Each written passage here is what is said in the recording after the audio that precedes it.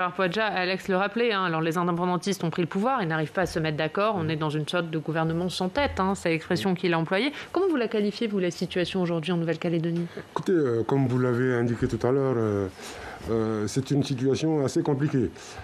Assez compliquée politiquement, mais automatiquement économiquement. C'est la raison pour laquelle vous avez parlé d'une prochaine rencontre avec le président de la République, l'ensemble des responsables. Ce que je souhaite, moi, dire d'entrée, c'est que nous sommes rentrés dans une période assez compliquée. Autant le premier référendum était obligatoire, parce qu'il était bien prévu dans les accords de Nouméa. Mais les autres référendums n'étaient pas obligatoires, ils étaient optionnels. Et dès qu'on a franchi la première étape, nous avions posé la proposition de faire un référendum de rassemblement.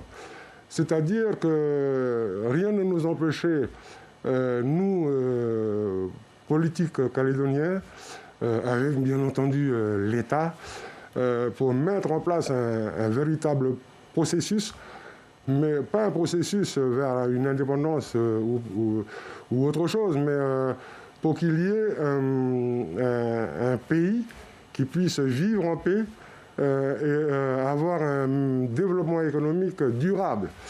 Donc c'est la raison pour laquelle moi je suis opposé à un troisième référendum, puisqu'on a passé le deuxième. Ce que je propose, et avec mes collègues parlementaires, mais aussi notre groupe politique en Nouvelle-Calédonie, c'est que l'on puisse véritablement échanger sur un projet de rassemblement. Vous savez, ce qui m'inquiète dans la situation actuelle, mais aussi dans la situation qui peut arriver dans les mois et années qui viennent, c'est que l'on arrive dans une situation d'apartheid. Et ça, je n'accepterai pas. Mais ça veut dire que clairement, vous craignez la partition de oui, parce que c'est ça on va arriver, il y en a qui proposent déjà, que l'on arrive à cette partition entre... vous savez, la Nouvelle-Calédonie est composée de 3 provinces. Il y a 2 provinces qui sont en majorité indépendantistes. Et donc, on risque d'aboutir à une partition de mon pays. C'est-à-dire une partie province sud, et puis le reste de la Nouvelle-Calédonie reste indépendantiste.